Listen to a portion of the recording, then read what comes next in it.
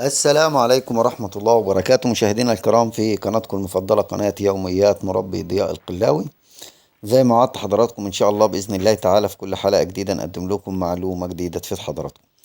النهاردة مش هطول عليكم، هما كلمتين مقتصرين عشان ناس كتير أوي في الكومنتات بتكتب مش عارفة أسامي الحق، فأنا هقولهم لكم كده بسرعة يعني على السريع. قلنا يا جماعة لو في مشاكل تنفسية عاوز تحقن عشان عندك عطس أو خنفرة أو تزيئة صدر أو خرفشة زي ما بتقول الكلام ده كله، يبقى هتزود في المضاد الحيوي التنفسي زي السيفتاكس، الجراميسين، الأميكاسين كده يعني. لو المشاكل فيها معوي هتزود في الفلوموكس أو اليونكتام أو الأميكاسين.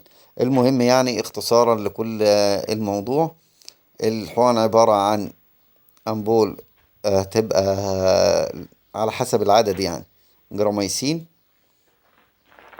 سيفوتاكس، فلوموكس. تمام، التلاتة دول مع بعض تحط معاهم أمونوفير أو أميكاسين مع يونيكتام مع جراميسين. بص يا ضياء، تمام. الكتاكيت طيب أنا يعني عندي مش عارف المشاكل تامة التنفسية حرارة عالية واحد أوي، وتلاتين يبقى ممكن تحط وكسر سيفوتاكس مع أميكاسين والصمت مع غريب. جراميسين. تمام. والكلام ده احنا بقالنا وممكن حبة من ساعة ما تزود كلمتك كده، يعني معاهم ايه حركناهم اي وعملوا حاجة بتاع تحركوا تنفسية سنة وبعدين تالتة برضو نفس رابعة. الكلام.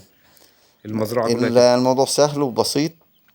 الأمبول قلنا يا جماعة، ما التهوية يعني اهي احنا من بنحقن الإبل اهو. الجرام عملت الكلام ده. لعدد من 100 وانت طالع، نص جرام من 100 وانت نازل. تمام، اللي يعني احنا اللي تحت اتفقنا عليه المية واكتر بنديله من اللي نص احنا جرام، اتفقنا عليه. اللي فوق المية بنديله جرام من كل نوع. ايه الحل؟ يبقى انت عندك سيفوتاكس، جراميسين، آه فلوموكس، ومعاهم امونوفيرا دي عشان الوزن، ديت احنا كده بقالنا يعني حبة، للتنفسي. يعني بعد ما للمعوي كلمتك قعدت معاك اعمل محاولات برضو، سيفوتاكس كل ما مع يعني يونيكتام نجمعهم مع نحركهم يرجعوا اميكاسين. يتجمعوا كده تاني.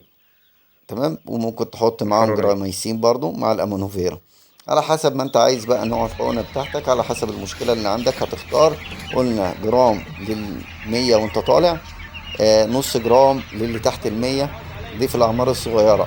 اللي فوق المية كل العمر ما يكبر يبقى 2 جرام، لحد عمر داخل على 20 يوم يبقى 2 جرام من كل نوع. تحت ال